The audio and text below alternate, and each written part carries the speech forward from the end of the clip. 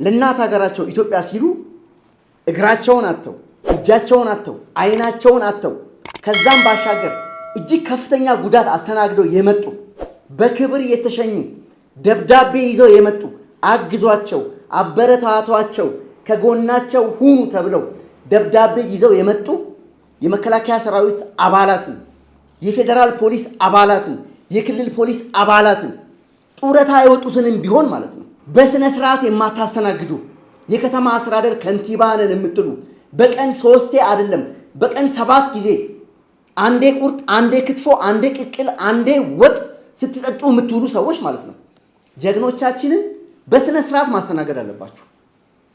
በስነ ስርዓት ቢሮ ሲመጡ ማለት ነው ቆመው ሳይሆን እናንተ ቆማችሁ እነሱ ቁጭ ብለው መስተናገድ አለባቸው።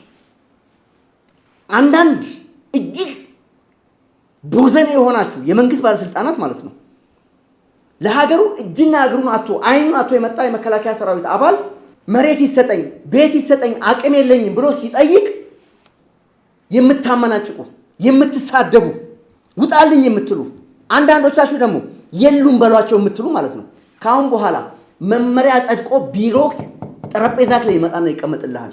የዛኔ ወደ ታስተናግዳለህ ወደ አፍንጫ ተይዞ ታስተናግደዋለህ።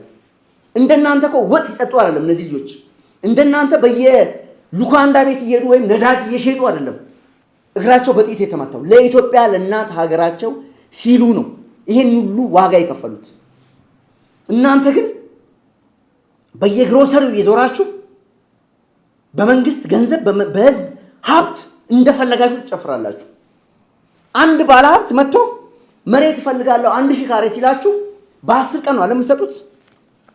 በ10 ቀን እኮ ነው አንድ ባለ ሀብት መጥቶ መሬት ስጡኝ ሲላችሁ ለማያለማው መሬት ማለት ነው ሼድ እየሰራ እየሸነሸነ ለሚሸጠው መሬት በ10 ቀን ውስጥ ካቢኔት ሰብስቦ መሬት ይሰጣል።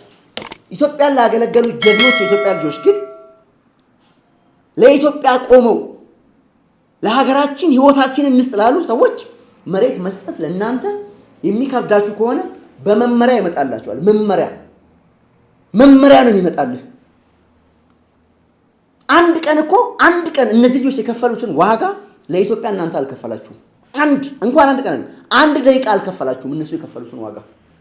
እንደናንተ እኮ ሰፈር ለሰፈር እየዞሩ ቢራ መጠጣት አቅቷቸው አይደለም። ኢትዮጵያ የምትባል ሀገር አለችን ለኢትዮጵያ እንሰዋለን ብለው ነው የሄዱት። በህይወት ያሉትንም ተመልሰው የመጡ የተጎዱ ወንድሞቻችንንም የሞቱትንም ወንድሞቻችንን በሚክስ ደረጃ ለቤተሰቦቻቸው የሚገባውን ነገር ታደርጋለህ።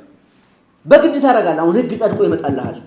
እንደተሳደብክ እንዳንቋሸሽክ እንደናካቸው አይደለም ታያታለህ። አሁን እያንዳንድሽ ማለት ነው በተለይ የብልጽግና ፓርቲ እንዲጠላ የምታደርጉ በኢትዮጵያ መንግስት ሀብት ንብረት የተጠቀማችሁ ቪኤቲ የነዳችሁ በየግሮሰሪው የዞራችሁ ውስኪ የምትጠጡ የብልጽግና ካድሬዎች ማለት ነው የመከላከያ ሰራዊት አባላትን የማታከብሩ ከሆነ ማንንም አያከብራችሁ። ማንንም ታያላችሁ። ካሁን በኋላ እነዚህ ልጆች ጀግኖች ናቸው። ጀግናን አክብር። ጀግኖች ሲመጡ ቆመህ እነሱን አስቀምጠህ ሻይ ቡና እያልክ ነው ማናገር ያለብህ ሲጀመር ማለት ነው።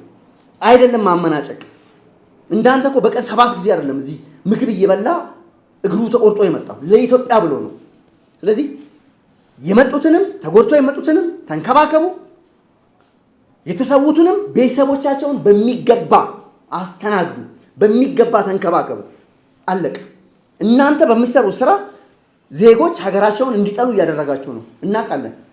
ኢትዮጵያ ግን መቼም ቢሆን ጀግና ልጆች አታጣም።